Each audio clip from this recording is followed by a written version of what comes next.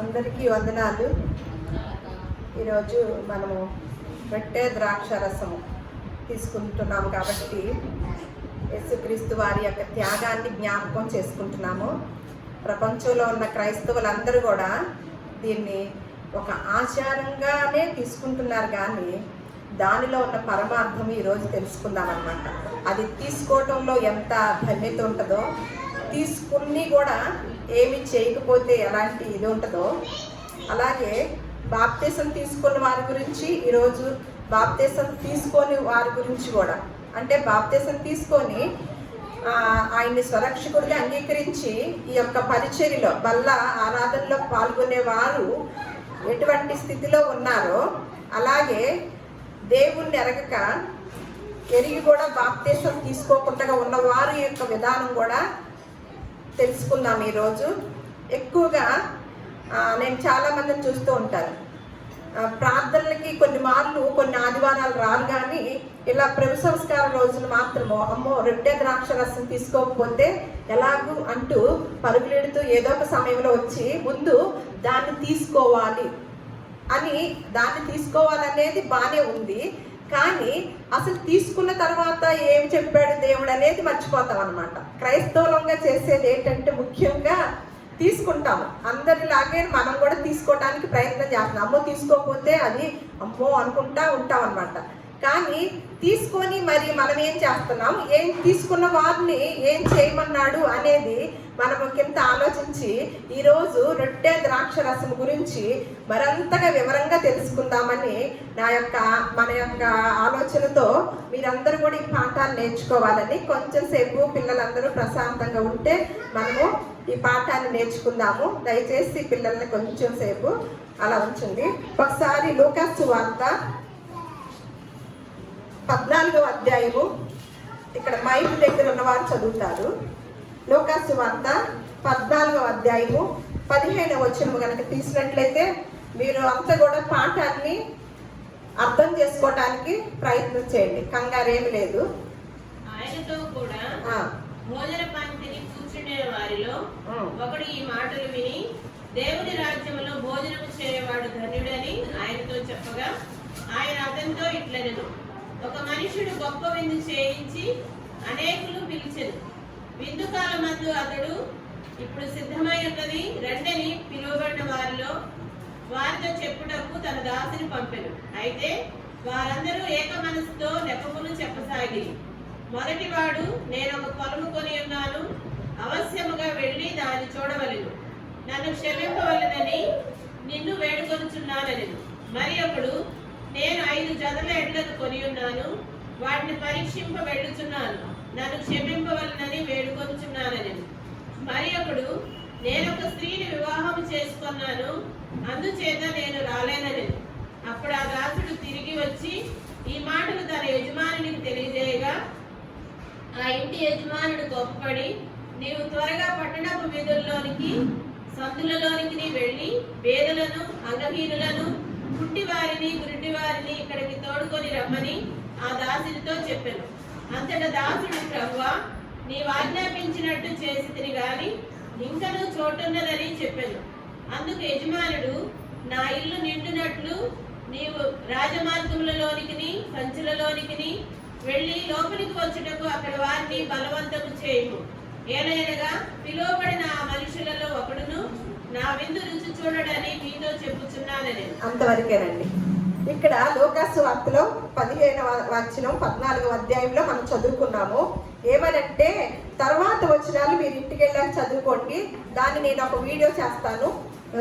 ఏ విషయాలు చెప్పారంటే ఎవరిని విందుకు పిలవాలి, విందుకు వెళ్ళినప్పుడు మనం ఎలా ఉండాలి అని కొన్ని సూత్రాలను చెప్పాడనమాట యేసుక్రీస్తు వారు. అవన్నీ చెప్పిన తర్వాత అక్కడ ఒక వ్యక్తి ఏం చేస్తున్నాడంటే ఆ భోజన పంక్తిలో కూర్చున్న వారిలో ఒకడు ఏమంటున్నాడంటే ఈ మాటలన్నీ విని తర్వాత వచనాలు మీరు చదవండి. 14వ అధ్యాయం అంతా చదివితే మీకు అవగాహన కలిగింది. ఇప్పుడు మనం 15వ వచనం నుంచే మనం నేర్చుకుంటున్నాము.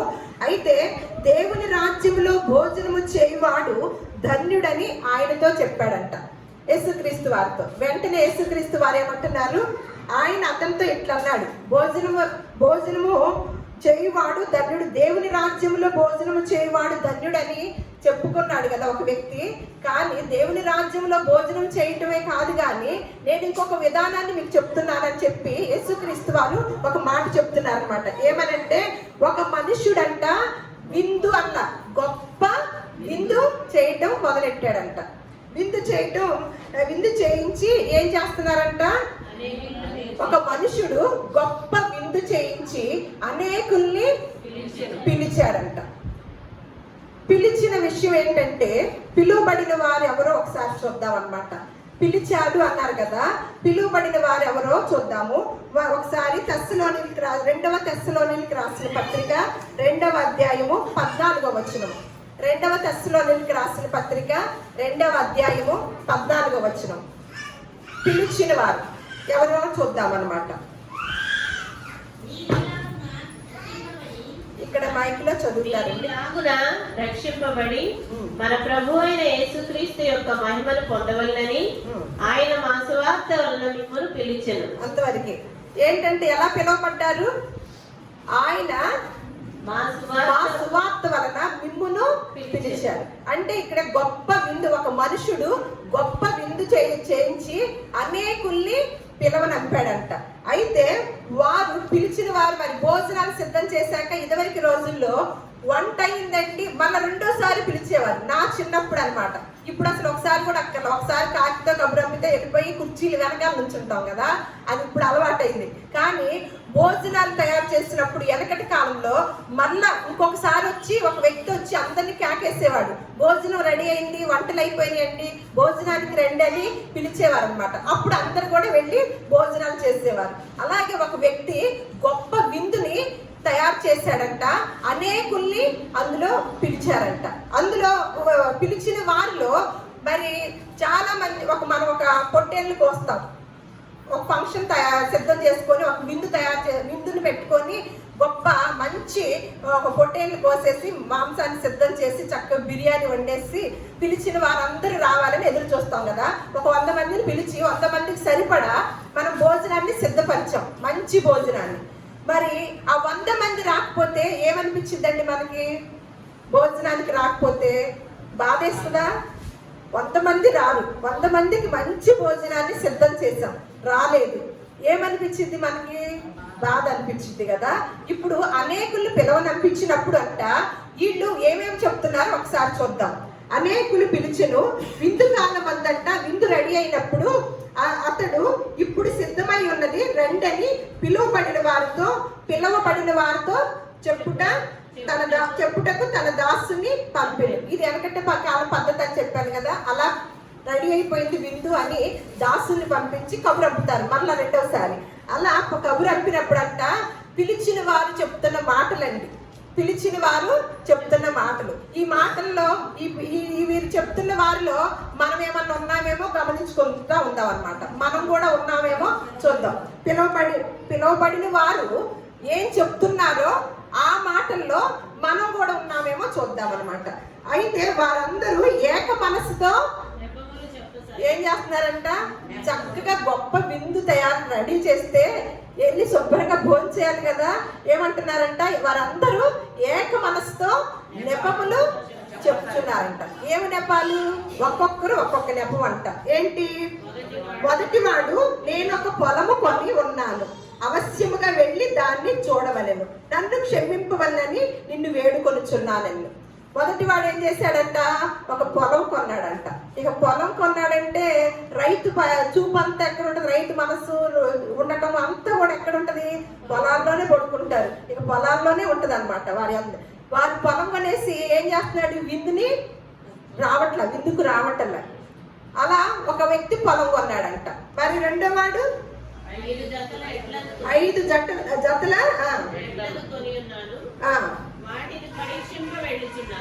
ఇక 5 జతలు ఎట్లంటే ఎంత పని ఉంటదండి, పెద్ద పని పెట్టుకున్నాడు అనమాట. అది కూడా సరే. మూడో వాడు,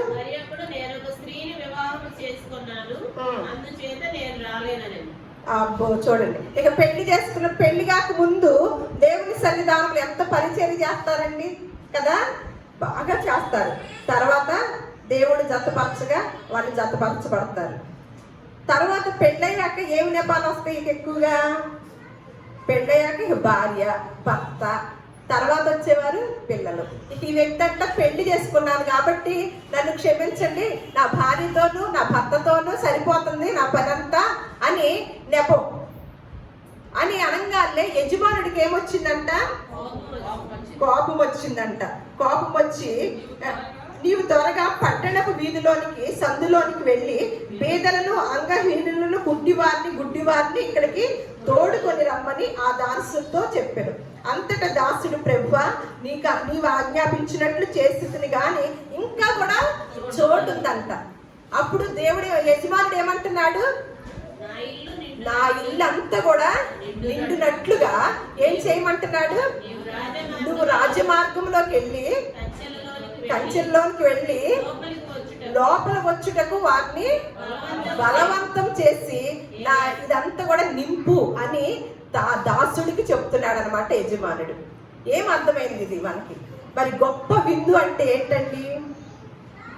గొప్ప విందు ఒకసారి చూద్దాము.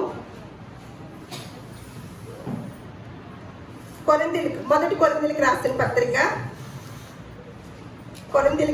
మొదటి కొరింథీయులకు రాసిన పత్రిక 5వ అధ్యాయము 7వ వచనం. మీరు పులిపిండి లేనివారు కనుక రక్తముక్త అవుటకై ఆ పాతమైన పులిపిండిని తీసి పారవేయుడి.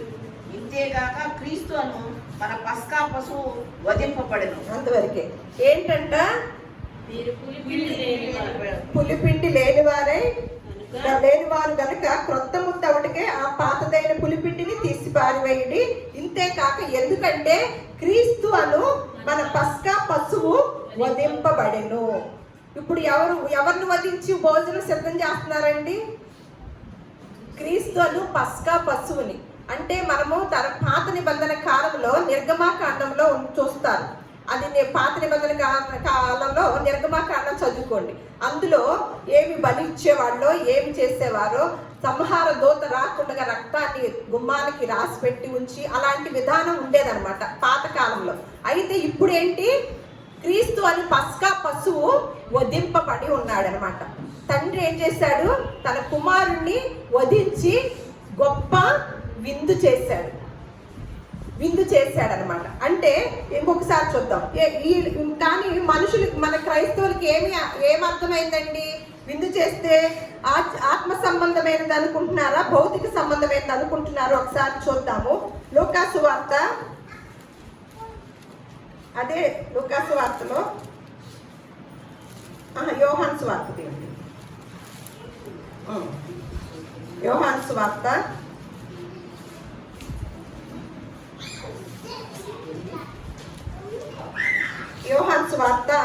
6వ అధ్యాయము 26వ వచనము.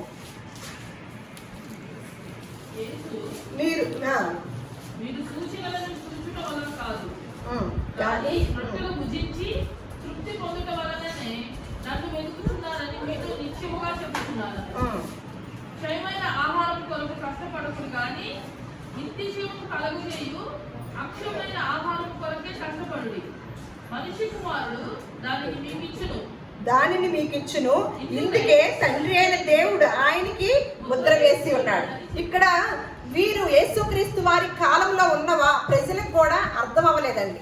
వారు కూడా దేవుని సన్నిధానానికి వచ్చేది ఎందుకంట?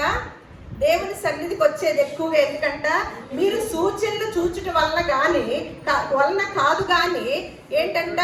రొట్టెలు భుజించి తృప్తి పొందుట వల్లనే నన్ను వెతుకుచున్నారు. రొట్టెలు భుజించి తృప్తి పొందుట వల్లనే నన్ను వెతుకుచున్నారు అంటే మనం భౌతిక సంబంధమైన వాటికే ప్రాధాన్యత ఇస్తూ ఆయన సన్నిధికి వెళుతున్నామని సాక్షాత్తు యేసుక్రీస్తు వారే చెప్తున్న మాట అన్నమాట. అందుకని మీరు భౌతిక సంబంధమైన భోజనం కొరకు ప్రయాసపడుతున్నారు కానీ ఇది మాత్రం మీరు ప్రయాసపడకూడదు. దేనికోసం ప్రయాసపడమంటున్నాడు?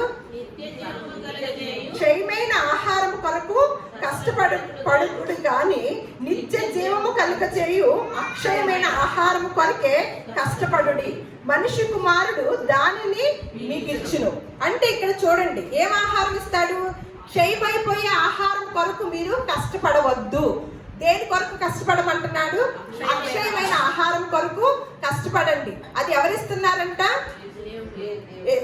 తండ్రి నుంచి. ఏమని? తండ్రి అయిన దేవుడు మనిషి కుమారుడు దానిని మీకు ఇచ్చును అని ఇక్కడ ఈ పై వచనాల్లో చెప్పి ఒక మాట మాట్లాడుతున్నాడు అన్నమాట అదే అధ్యాయంలో. ఏంటి ఆ విందు? ఆ విందు అని అక్కడ మన లూకాసు వార్తలో గొప్ప విందు అని తెలుసుకున్నాం. ఆ విందులో ఎవరు వధింపబడ్డారు?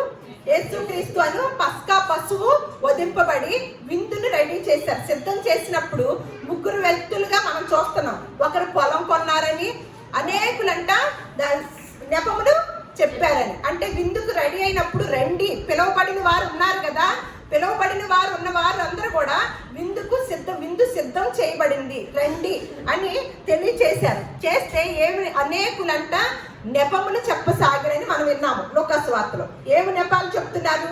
ఒకడేమన్నా పొలం కొన్నానంటున్నాడు, ఒకడేమన్నా ఎడ్లు కొన్నానంటున్నాడు, ఒకడేమన్నా వివాహం చేసుకున్నానని చెప్పసాగారు. యజమానుడికి కోపం వచ్చిందనమాట. అయితే మళ్ళీ ఇక్కడికి వచ్చేసరికి యేసుక్రీస్తు వారు ఏమంటున్నారు?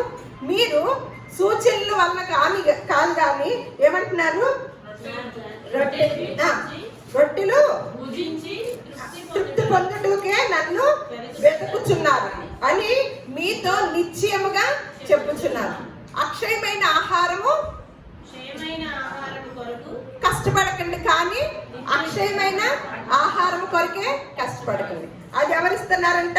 మనిషి కుమారుడు దానిని మీకు ఇచ్చుచున్నానని అక్కడ చెప్పి, ఇది శిష్యుల మధ్యన జరుగుతున్న విధానం అండి. యేసుక్రీస్తు వారు ఉన్న కాలంలో మాట్లాడుతున్న మాటలు వారెంత అర్థం చేసుకున్నారో ఇప్పుడున్న క్రైస్తవులమైన మనం ఎంత అర్థం చేసుకున్నామో ఒకసారి నిదానంగా మనం పరిశీలించుకుంటూ పోతే మనకి వివరంగా అర్థమవుతుంది అనమాట. దాని కిందకు వచ్చేసరికి ఒక మాట మాట్లాడుతున్నాడు. ఇక్కడ ఏమంటున్నారంటే 31వ వచనం చూద్దాం. 31 అదే అధ్యాయం, యోహాను సువార్త 6వ అధ్యాయము 30. ఇక్కడ పైన ఏమన్నాడు? మీరు రొట్టెల కోసమే నన్ను వెతుకుచున్నారు కానీ క్షయమైపోయే ఆహారం కొరకే దేవుణ్ణి ఎదుగుతున్నారు, దేవుని సన్నిధికి వస్తున్నారు, కానీ అక్షయమైన ఆహారం కొరకు ఎవరు కూడా రావటం లేదు. దానికోసం కష్టపడండి, అది దేవుని కుమారుని ద్వారా మీకు ఇవ్వబడిందని ఇక్కడ తెలియజేస్తూ మళ్ళీ ఏం మాట్లాడుతున్నా, అది కూడా ఆ ఆహారం ఏంటి అనేది చెప్తున్నాడు అనమాట. ఇక్కడ 31 పరలోకము నుండి ఆయన ఆహారము వారికి అనుగ్రహించును అని రాయబడినట్టు మన పితరుల అరణ్యంలో మన్నాను భుజించిరని ఆయనతో చెప్పిరి. నేను ఒకసారి చదువుతా. కాబట్టి యేసు అంటున్నాడు అనమాట, పరలోకము నుండి వచ్చు ఆహారము మోషే మీకు ఇయ్యలేదు, నా తండ్రియే పరలోకము నుండి వచ్చు నిజమైన ఆహారము మీకు అనుగ్రహించుచున్నాడు. పరలోకము నుండి దిగువచ్చి లోకమునకు జీవమునిచ్చున్నది దేవుడు అనుగ్రహించు ఆహారమై ఉన్నదని మీతో నిశ్చయముగా చెప్పుచున్నానని వారితో చెప్పెను. కావున వారన్నారంట, ప్రభువా ఈ ఆహారం ఎల్లప్పుడూ మాకు అనుగ్రహించమన్నారు. అందుకు యేసు వారితో ఇట్లనెను, జీవాహారము నేనే, నా యొద్దకు వచ్చువాడు ఏ మాత్రమును ఆకలిగొనడు, నా యందు విశ్వాసం ఉంచువాడు ఎప్పుడును దప్పికొనడు అని చెప్పి 41కి వచ్చేసరికి, కాబట్టి నేను పరలోకము నుండి దిగి వచ్చిన ఆహారం అని ఆయన చెప్పినందున యూదులు ఆయన గురించి సనుగుగొనుచు, ఈయన యోసేపు కుమారుడైన యేసు కాడా, ఈయన తల్లిదండ్రులు మనం ఎరుగుదుము కదా, నేను పరలోకం నుండి దిగివచ్చి ఉన్నానని ఈయన ఎలాగూ చెప్పుచున్నాడని. అందుకు యేసు, మీలో సనుగు కొనకుడి, నన్ను పంపిన తండ్రి వారిని ఆకర్షించితే గాని ఎవడును నా యొద్దకు రాడని చెప్పి ఈయన ఏమంటున్నాడంట, నేను పరలోకం నుండి దిగివచ్చిన ఆహారము అయి ఉన్నానని చెప్తున్నాడంట. అప్పుడున్న ప్రజలకి ఏమర్థమైందండి? ఏంటి పరలోకము నుండి దిగి వచ్చిన ఆహారం అంటాడు, మనలాగా మనిషిలాగా వచ్చి పరలోకము నుండి దిగి వచ్చిన ఆహారము, నా ఆహారం తినేవాళ్ళు ఎప్పుడు కూడా ఆకలి కొనడు, తప్పికొనరు అని చెప్తున్నాడు. ఈయన అసలు మనలాంటి మనిషే కదా, పలానా మరియా యోసేపు కుమారుడే కదా అని లోపల సరుకు కొంటున్నారంట. వెంటనే యేసుక్రీస్తు వారికి అర్థమవుతుంది కదా, హృదయాంతరంగం ఎరిగిన దేవుడు కాబట్టి ఆయన ఏమంటున్నాడు, అందుకంట యేసు ఏమంటున్నాడు,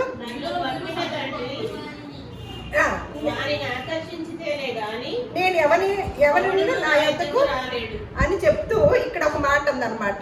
ఇక్కడ నుంచి చదువుదాం. 49 చూద్దాం. మీ పితరులు అరణ్యములో మన్నాను మీ పితరులు అరణ్యములో మన్నాను తినినను చనిపోయి దీనిని తినువాడు చావకుండునట్లు పరలోకము నుండి దిగివచ్చిన ఆహారం ఇదే. నేను చదువుతున్నానండి. పరలోకము నుండి దిగివచ్చిన ఆహారమును నేనే. ఎవడైనను ఈ ఆహారము భుజించితే వాడెల్లప్పుడూ జీవించును. మరియు నేనిచ్చు ఆహారము లోకమునకు జీవము కొరకైన నా శరీరమే అని మీతో నిశ్చయముగా చెప్పుచున్నాను. అప్పుడు వెంటనే యూదులంట ఈయన తన శరీరమును ఎలాగూ తిననీయగలడని ఒకరితో ఒకడు వాదించిరి. కావున యేసు ఇట్లనెను, మీరు మనిషి కుమారుని శరీరము తిని ఆయన రక్తము త్రాగితే గాని మీలో మీరు జీవము గలవారు కారు. నా శరీరము తిని నా రక్తము త్రాగువాడే నిత్య జీవము గలవాడు. అంత్య దినమున నేను వానిని లేపుదును. నా శరీరము నిజమైన ఆహారమును నా రక్తమును నిజమైన పానమునై ఉన్నది. నా శరీరము తిని నా రక్తము త్రాగువాడు నా యందును నేను వాని యందును నిలిచి ఉందును అని చెప్తున్నాడండి. అంటే ఇప్పుడు భోజనం ఎవరండి? మనం తినాల్సిన విందులోకి వెళ్ళి తినాల్సిన భోజనం ఎవరండి? యేసుక్రీస్తు వారి శరీరం అండి. ఆయన శరీరాన్ని తింటేనే, ఆయన రక్తాన్ని త్రాగితేనే ఎక్కడికి వెళ్తామంట? ఏమంటున్నాడు? ఇక్కడ ఉంది కదా, నా శరీరము నిజమైన ఆహారము అని. నా శరీరము తిని నా రక్తము త్రాగువాడే నిత్య జీవము గలవాడు. అంత్య దినమున నేను వానిని లేపెదను అని చెప్తూ మళ్ళా అంత వివరంగా చెప్పినప్పటికి కూడా వారికి అర్థమైందండి. ఇప్పుడు వారికి ఏమైనా అర్థమవుతుందా? మరి ఆయన శరీరాన్ని తినేటప్పుడు, ఆయన రక్తాన్ని మనం పానీయంగా తీసుకునేటప్పుడు ఎలా ఉండాలి? మన విధానం ఎలా ఉండాలి? భయంతో రావాలా దేవుని సన్నిధికి? మామూలుగా రావాలా? ఎలా అనిపించింది? ఆయన శరీరాన్ని తినడానికి కదా వస్తున్నాను. నేనే జీవాహారము, ఇది తిన్నవారే నిత్య జీవానికి వెళ్ళగలుగుతారు, అలాగే లేపబడతారు అని ఉంది కదా. మరి అభిమానులుగా ఉంటున్నారు కొంతమంది. మరి వారు నిత్య జీవానికి వెళ్ళాలని లేదా? ఇంత కరాఖండిగాను ఇంత చక్కగా వివరణ ఇచ్చాడు కదా. నా శరీరం తిని నా రక్తము త్రాగువాడే నిత్య జీవముకి పాత్రుడవుతాడు, అలాగే అంత్య దినముల యందు లేపబడతాడని ఉంది కదా. బాప్తిసం తీసుకున్న వారు చేయవలసిన కార్యక్రమం అన్నమాట. మరి దేవుణ్ణి అభిమానించుతూ ఆ రక్షణ భాగ్యము పొందుకోని వారు దేనికి ఎక్కడికి వెళ్ళగలుగుతారండి? వెళ్ళగలుగుతారా? వెళ్ళలేరు. అలాగే మనం ఇంకొక మాట చూద్దాము. 1 కొరింథీయులకు రాసిన పత్రిక 10వ అధ్యాయం 16వ వచనం. 1 కొరింథీయులకు రాసిన పత్రిక 10వ అధ్యాయము 16వ వచనం చూద్దాం.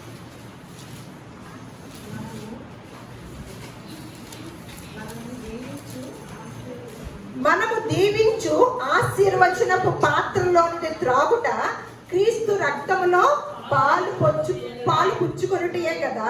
మనము విరుచు రొట్టె తినుట క్రీస్తు శరీరములో పాలు పుచ్చుకొనుటయే కదా.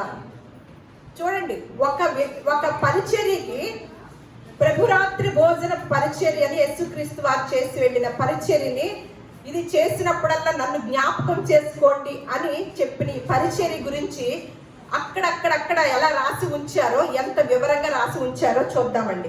ఏంటంట?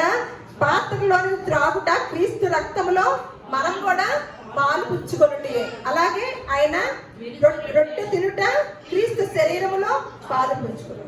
ఇది మళ్ళీ ప్రకటన గ్రంథము 19వ అధ్యాయము 9వ వచనం చూద్దాం. ప్రకటన గ్రంథము 19వ అధ్యాయము 9వ వచనం.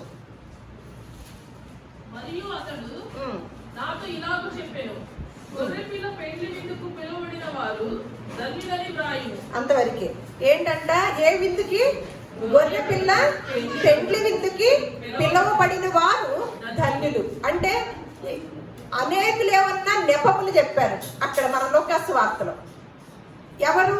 పిలిచిన వారే నెపములు చెప్పారని మనం చూస్తున్నాం. అంటే అనేకులకి ఆ విందు జరుగుతుందని పిలుపు వచ్చిందనమాట. పిలుపు వచ్చినప్పటికీ పిలువబడిన వారు ఏమి చేస్తున్నారు? నేను ఆ పని ఈ పని చేసుకుంటున్నానని అన్ని పనులు పెట్టుకున్నారు. దానికి సాకులు చెప్పి అసలు వెళ్ళల. ఎవరు వెళ్ళారు? మిగతా వారే వెళ్ళారు ఆ విందులోకి. మళ్ళా ఏమంటున్నారు? యజమాని సరిపెట్టుకుంటున్నారా? దాసుడు ఏమని చెప్పాడు? వచ్చేసారు, ఇంకా ఖాళీ ఉంది అని తెలియజేశాడు అనమాట. అంటే దాన్ని అంతటిని నింపమని తెలియజేస్తున్నాడు, బలవంతం చేస్తున్నాడంట. నింపండి, నింపి వారికి బలవంతంగా అయినా సరే చెప్పండి, నింపండి అని ఆ విందులో. ఇక్కడ ఏమని ప్రకటన గ్రంథంలో ఏం రాస్తున్నారండి? గొర్రె పిల్ల పెండ్లి విందుకి పిలువబడిన వారు ధన్యులంట. మన యొక్క పరిస్థితి, మన విధానం ఎంత ధన్యకరమైనదో, మనకి ఆయన యొక్క శరీరంలోనూ ఆయన రక్తంలో పాలు పుచ్చుకుంటాం ఎంత గొప్ప ఆధిక్యతో దేవుడు చెప్తున్న వివరణ అన్నమాట. అలాగే ఇంకొక చోట చూద్దాము.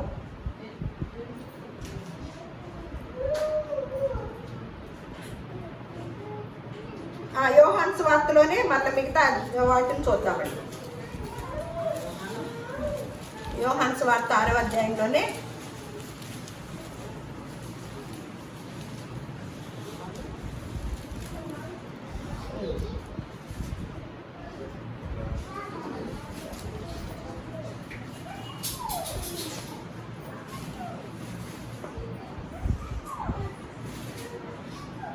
మొదటి కొరింథీయులకు చూడండి ఒకసారి. మొదటి కొరింథీ 11వ అధ్యాయం. మొదటి కొరింథీ 11వ అధ్యాయం ఇక్కడికి వద్దాము. మొదటి కొరింథీ 11వ అధ్యాయము 23వ వచనం నుంచి చదువుదాము.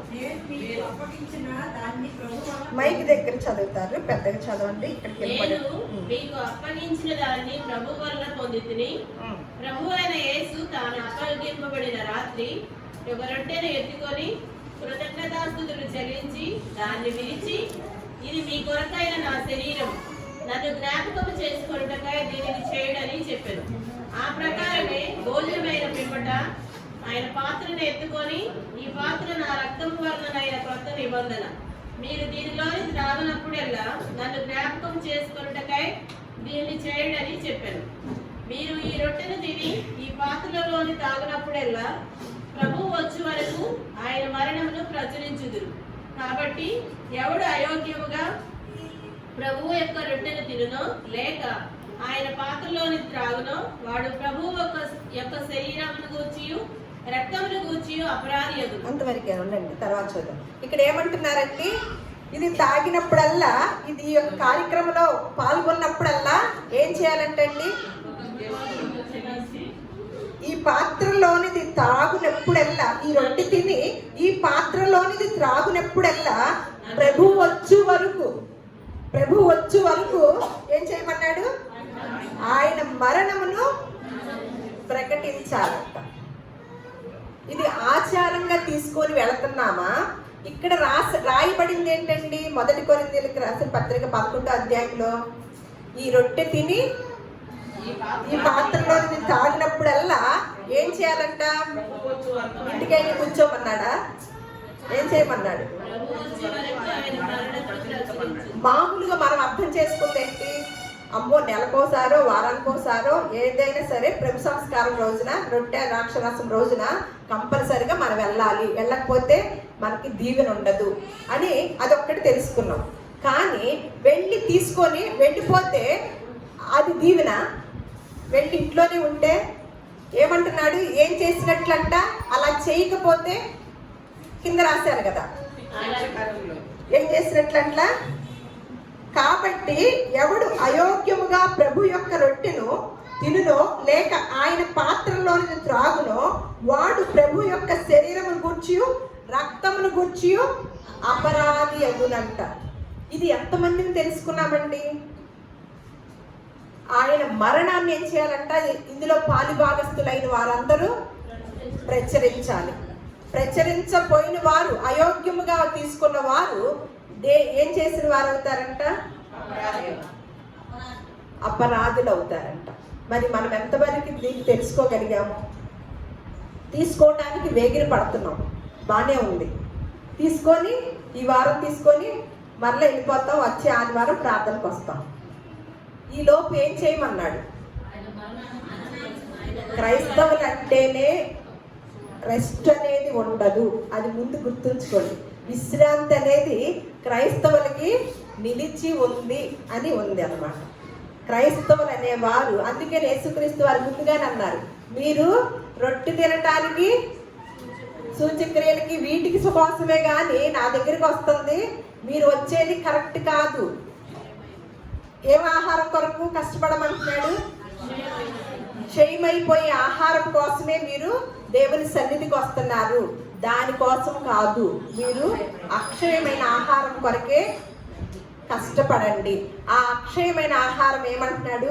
నేనే జీవాహారము, నా శరీరము తిని నా రక్తము తాగువాడు అందరూ కూడా నా యొక్క త్యాగంలో పాలుపంచుకున్న వారు అవుతున్నారని చెప్తున్నాడు కదా. ఇక్కడ మనం మొదటి లూకాసు వార్తలో మాట్లాడుకున్నాం ఏంటంటే దేవుని రాజ్యంలో భోజనము చేయువాడు ధన్యుడు అంటున్నారు. దేవుని రాజ్యం ఎప్పుడుందండి? దేవుడి రాజ్యం ఎప్పుడుంది? దేవుని రాజ్యంలో ఒకడు మాట్లాడుతున్నాడు కదా, యేసుక్రీస్తు వారితో చెప్తున్నారు కదా ఈ మాటలన్నీ విన్నాక, ఒకడు దేవుడి రాజ్యంలో భోజనము చేయువాడు ధన్యుడని. ఒకసారి దాని గురించి కూడా వివరణ తెలుసుకొని మనం ఇంకో చోటుకు వద్దాం. ప్రకటన గ్రంథము 1వ అధ్యాయము 6వ వచనము. మనలను ప్రేమించుచు తన రక్తము వలన మన పాపముల నుండి మనలను విడిపించు వారికి మహిమయు ప్రభావము యుగ యుగములు కలుగును గాక. ఆమేన్. ఆయన మనలను తన తండ్రి యొక్క దేవునికి ఒక రాజ్యముగాను యాజకులకు గాను చేసి అంతవరకు మనల్ని ప్రేమించుచు తన రక్తం వలన మన పాపముల నుండి మనల్ని విడిపించిన వానికి ప్రకటన గ్రంథం అంతా కూడా జరగబోయే విషయాలు అని ఒక అపోహ ఉందన్నమాట. జరగబోతున్న విషయాలే ప్రకటన గ్రంథంలో రాశారు అని మనకు ఒక అపోహ ఉంది. ప్రకటన గ్రంథంలో జరిగిపోయిన విషయాలు ఉన్నాయి, జరుగుతున్న విషయాలు ఉన్నాయి, జరగబోయే విషయాలు కూడా ఉన్నాయి. అది ఒకటి గుర్తు పెట్టుకోండి. ప్రకటన గ్రంథం అంటే ఇప్పుడు సంబంధించింది కాదు, రాబోయే రోజుల్లో జరగబోయే విషయాలు ప్రకటించింది అని అనుకుంటారనమాట. ఇక్కడ ఏమంటున్నాడు? మనల్ని ప్రేమించుచు తన రక్తం వలన మన పాపముల నుండి మనల్ని విడిపించిన వానికి మహిమయు ప్రభావమును యుగ యుగములు కలుగునుగాక. ఆమేన్ అంటూ ఇక్కడ చెప్తున్నారనమాట. ఆయన మనలను తన తండ్రి యొక్క దేవునికి ఏం చేశాడంట? మనల్ని ఏం చేశాడంట? ఒక రాజ్యముగాను యాజకులుగాను చేసెను. మళ్ళీ ఇంకో చోట చూద్దాము.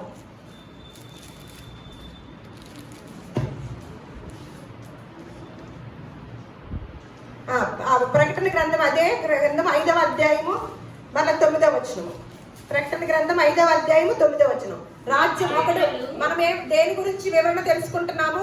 ఒకడు చెప్తున్నాడు దేవుని రాజ్యంలో భోజనం చేసేవాడు ధన్యుడు అని తెలియచేస్తాడు.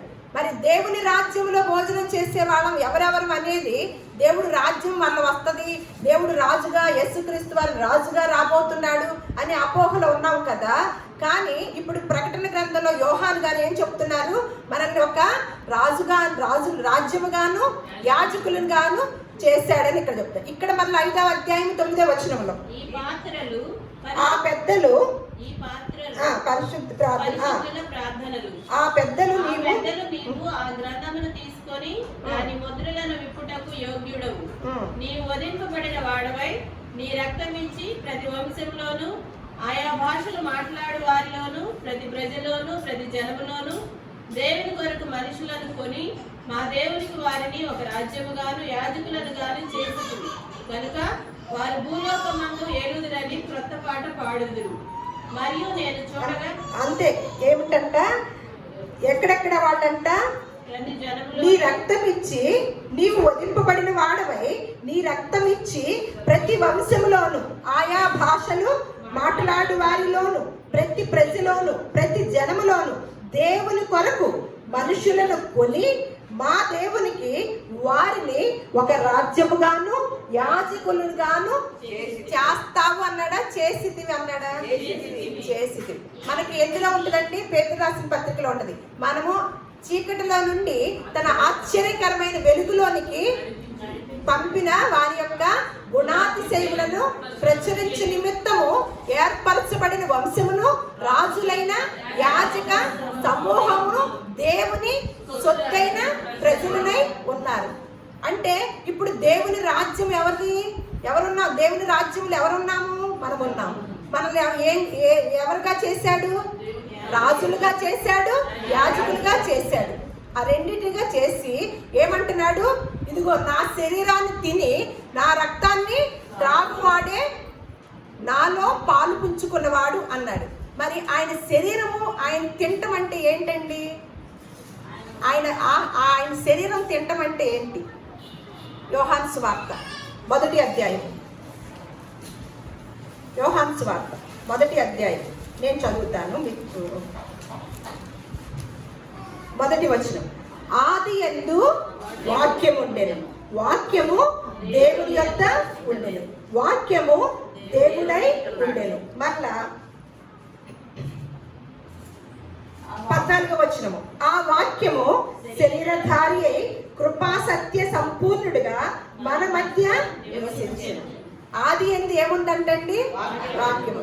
వాక్యము ఎక్కడుంది? దేవుని యొద్ద. ఆ వాక్యమే దేవుడై ఉన్నాడు. ఆ వాక్యం ఏం చేసిందంటే తర్వాత శరీరధారి అయి కృపా సత్య సంపూర్ణుడుగా మన మధ్య నివసించెను. అంటే మనం తినే ఆహారం ఏంటి? ఏంటి చెప్పండి? వాక్యమేనా? ఒకసారి చూద్దాం. ఒకసారి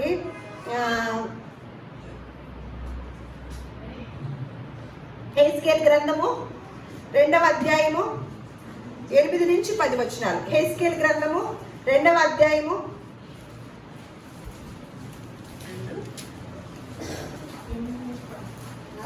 నేను చూద్దాం. 2వ అధ్యాయం 8వ వచనం నుంచి చదువుతూ నేను చదువుతాను. నరపుత్రుడా, వారు తిరుగుబాటు చేసినట్లు నీవు చేయక నేను నీతో చెప్పు మాటను విని నోరు తెరిచి నేనిచ్చు దాన్ని భుజించుము అనెను. నేను చూచుచుండగా గ్రంథమును పట్టుకొని ఒక చెయ్యి నా యొద్దకు చాపబడెను. ఆయన దానిని నా ముందర విప్పగా అది లోపటను వెలుపటను రాయబడినదై ఉండెను.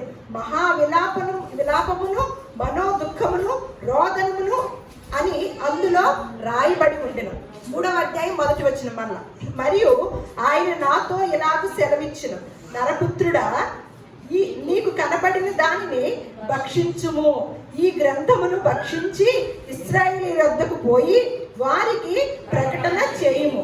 ఏం చేయమంటున్నాడు? ఈ గ్రంథాన్ని భక్షించి ఎవరి దగ్గరికి వెళ్ళమంటున్నాడు? ఇశ్రాయేలు దగ్గరికి వెళ్ళి వారికి ప్రకటన చేయు. నేను నోరు తెరవగా ఆయన ఆ గ్రంథము నాకు వినిపించెను. దేవునికి మహిమ కలుగును గాక. నేను నోరు తెరవగా ఆ గ్రంథమును నాకు వినిపించెను. చాలా మందిని భోజన ప్రియులుగా చూస్తాం. భోజనాన్ని ఏం చేస్తారు? ప్రియంగా ఇష్టంగా తింటాం చూస్తున్నాం. మరి వాక్య ప్రియులు ఎవరు? వాక్యాన్ని తింటుంది ఎంతమంది? వాక్యంలో ఉన్న సత్యాన్ని తెలుసుకుంటుంది ఎంతమంది? ఊరికే నమ్మేస్తే సరిపోతుందా? యేసుక్రీస్తు వారిని నమ్మితే వెళ్తామా దేవుని సన్నిధికి? అంత్య దినములలో లేపబడతామా? మళ్ళా చదువుదాం.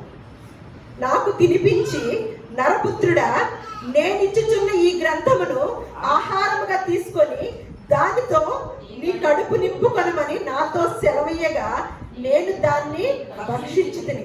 అది నా నోటికి తేనె వలె మధురము వలె. ఎంత ఆనందం వేస్తుందోనండి. ఏం ఆహారం తినడానికి వస్తున్నామండి? ఈ రొట్టెల కోసమే మీరు వస్తున్నారా? క్షయమైపోయే ఆహారం కొరకే దేవుణ్ణి ఎదుగుతున్నారా? దాని కొరకు మాత్రం కష్టపడకండి. అక్షయమైన ఆహారం కొరకే మీరు కష్టపడండి అని యేసుక్రీస్తు వారు తెలియచేసి, ఇదిగో నా రక్తము, నా యొక్క శరీరము, మీరు తిని దాన్ని త్రాగిన వారల్లా అంత్య దినములందు లేపబడతారు, నిత్య జీవంకి పాత్రులై అవుతారు. ఇక్కడ ఏమంటున్నాడు హెస్కేలు గ్రంథము? మళ్ళీ ఇదే మాటని ప్రకటన గ్రంథంలో కూడా రాశారండి. ప్రకటన గ్రంథం 10వ అధ్యాయము 17వ వచనము. ప్రకటన గ్రంథము 10వ అధ్యాయము 17వ వచనం. 10వ వచనం చూద్దాం. 10వ వచనం. అతడు నేను ఆ చిన్న పుస్తకమును దూత చేతిలో నుండి తీసుకొని దాన్ని తినివేసి తిని అది నా నోటికి తేనె వలె మధురముగా ఉండేది గాని నేను దాన్ని తినివేసిన తరువాత నా కడుపుకు చేదాయదు.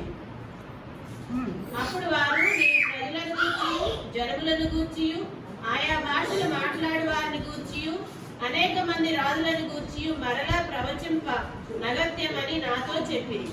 అంతవరకు ఏమంటున్నాడు ఇక్కడ? నేను ఆ చిన్న పుస్తకమును దూత చేతిలో నుండి తీసుకొని దాని పైన ఒక వచనం ఉంటదండి.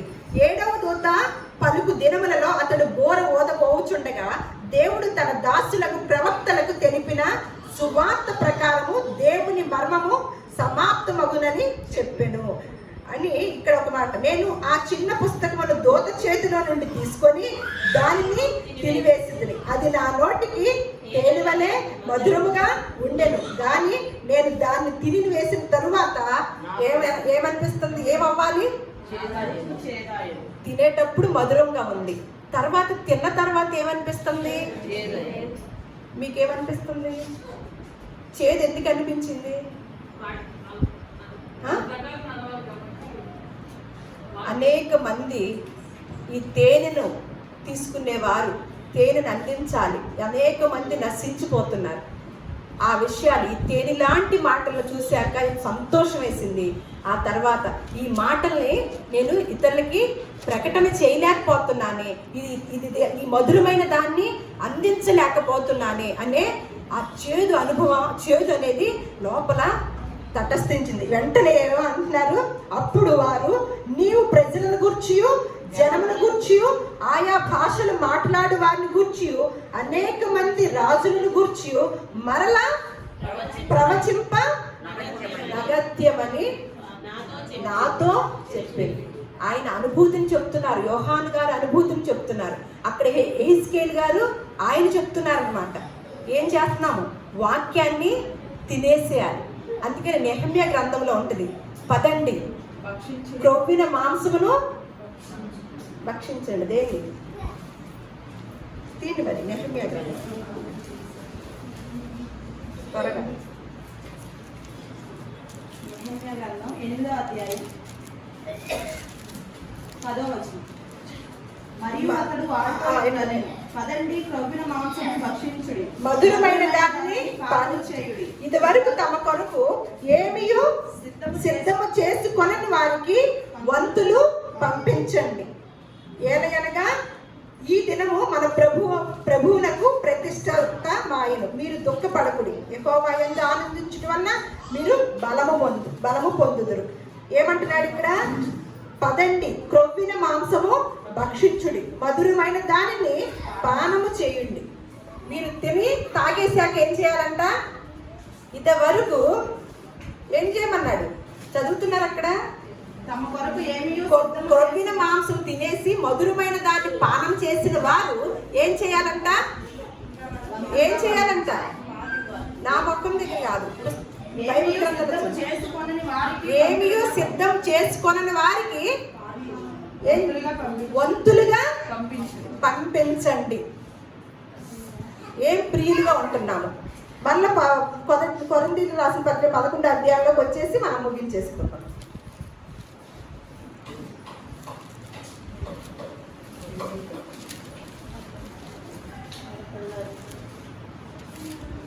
ఇప్పుడు చదివాం కదా, 1 కొరింథీయులకు రాసిన పత్రిక 11వ అధ్యాయం చదివాము. నేను మీకు అప్పగించిన దానిని పౌలు గారు చెప్తున్నారు, ప్రభు వలన పొంది తిని. ప్రభు యేసు తాను అప్పగింపబడిన రాత్రి ఏంటండి? అప్పగింపబడిన రాత్రి ఆయన ఒక శ్రమలోకి వెళ్తున్నాడు. వెళ్ళిన టైంలో చెప్తున్న మాటలు అన్నమాట. ఏమంటున్నాడు?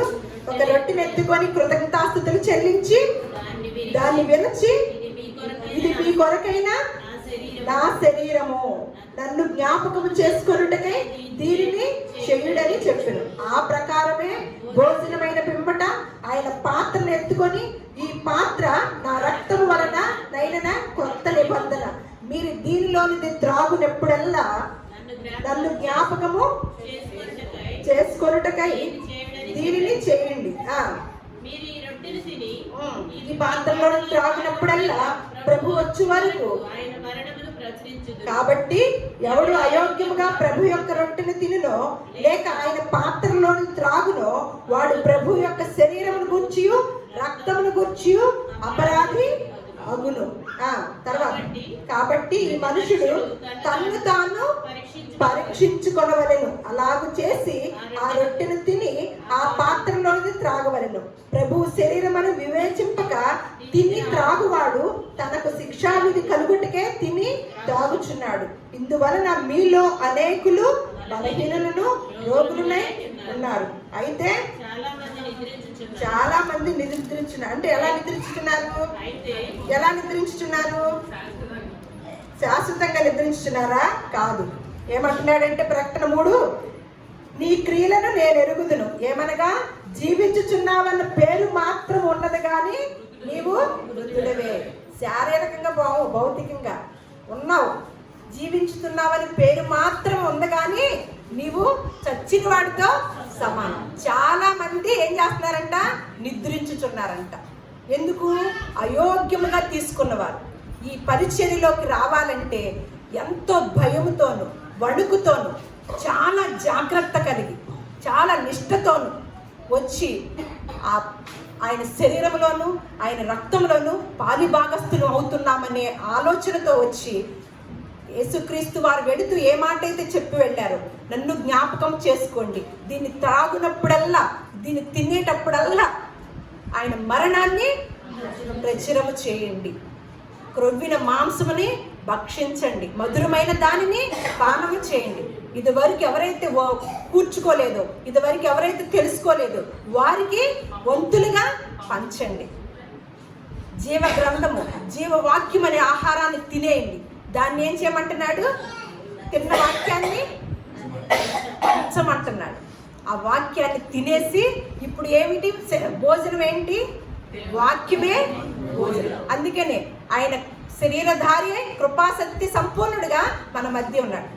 ఆది యందు వాక్యం ఉండెను, వాక్యము దేవుడు, ఆ వాక్యమే దేవుడై ఉండి శరీరధారియ కృపాశక్తి సంపూర్ణుడుగా మన మధ్య నివాసం చేసి ఆయన శిలువలో మరణించి పునరుద్ధానుడై లేచి మన కోసం త్యాగమైన ఆయన ఆ వాక్యము ఏం చేయాలంట? ఆహారం ఏంటి? వాక్యము. భోజన ప్రియులుగా ఉండటం ఒక ఎత్తు అయితే, వాక్య ప్రియులుగా ఉండి దేవుడు ఏదైతే చెప్పాడో దాన్ని చేసేవారే ఆయన యొక్క రాజ్యంలో వారసులు అవుతారనమాట. మిగతా వారెవరు కూడా వెళ్ళలేరు. అందుకని ఆయన ఆరోహణై వెళ్ళిపోతున్నప్పుడు ఒక అపోస్తల కార్యంలో ఒక మాట ఉంటుంది. ఆరోహణుడై వెళ్తున్నప్పుడు ఒక మాట చెప్పు, మొదటి అధ్యాయంలో ఈ మాటలు చెప్పి వారు చూచుచుండగా ఆయన ఆరోహణమాయను. అప్పుడు వారి కన్నులకు కనపడకుండా ఒక మేఘము ఆయనను కొనిపోయెను. ఆయన వెళ్ళుచుండగా వారు ఆకాశం వైపు తేల్చి చూచుండ్రు. ఇదిగో తెల్లని వస్త్రములు ధరించుకొనిన ఇద్దరు మనుషులు వారి యొద్దకు నిలిచి, గలిలయ మనుషులారా, మీరెందుకు నిలిచి ఆకాశం వైపు చూచుచున్నారు? మీ యొద్ద నుండి పరలోకమునకు చేర్చుకొనబడిన ఈ యేసే ఏ రీతిగా పరలోకమునకు వెళ్ళుట మీరు చూచితురో ఆ రీతిగానే ఆయన తిరిగి వచ్చునని వారితో చెప్పారు. తిరిగి వచ్చి ఏం చేయడానికి? మనల్ని తీసుకెళ్ళడానికి. అందులో ఎవరుండాలి? సత్యమును ప్రేమించేవారు ఉండాలి, వాక్యమును భుజించేవారు ఉండాలి, ఆయన చెప్పినట్లుగా ప్రచురించేవారు ఉంటారు. అందరూ ఉండరండి. ఈ ప్రభు భోజన పరిచర్యలో చాలా జాగ్రత్తగా కలిగి, మనసంతా కూడా చాలా జాగ్రత్త కలిగి మనము ఒక మాటలో చెప్పాలంటే ఒళ్ళు దగ్గర పెట్టుకొని ఈ పరిచర్యలోకి రావాలన్నమాట. అంత భయం వేసే పరిచర్య. చాలా జాగ్రత్తగా, చాలా వినయంతో, విరిగిన మనసుతో దేవుని సన్నిధికి రావాలి. అందులో పాలు భాగస్థులం అవుతున్నామంటే దేవుని రాజ్యంలో భోజనం చేయువాడు ధన్యుడు. దేవుని రాజ్యంలో భోజనం చేయువాడు ధన్యుడు. మీరే కదా ఆయన రాజ్యము యాజకులుగాను రాజ్యముగాను మిమ్మల్ని నిర్ణయించాడు. చీకటిలోని నుంచి ఆశ్చర్యకరమైన తన వెలుగులోనికి పిలిచిన వారి యొక్క గుణాతిశయములు ప్రచారం చేయ నిమిత్తము రాజులైన యాజక సమూహముగాను దేవుని సొత్తైన ప్రజలుగాను పరిశుద్ధ జనముగాను మనల్ని ఏర్పాటు చేసుకున్నవారు, పిలువబడిన వారు, పిలువబడిన వారు అనేక నెపములు చెప్పి ఎలా ఉన్నారు. మరి పిలిచిన మనల్ని, సువార్త వలన పిలిచిన మనం ఎంతమందికి మాదిరిగా ఉంటున్నామో, ఆ యొక్క నిత్యరాజ్యానికి ఈ లోకంలో ఉండగానే సాధిక చేస్తున్నామో మనమే పరీక్షించుకోవాలని లేఖనాలు సెలవిస్తున్నాయి. దేవుడి మాటల్ని మన హృదయాల్లో ఫలింపచేయును గాక. దేవుడు మిమ్మల్ని అందరినీ కూడా దీవించును గాక.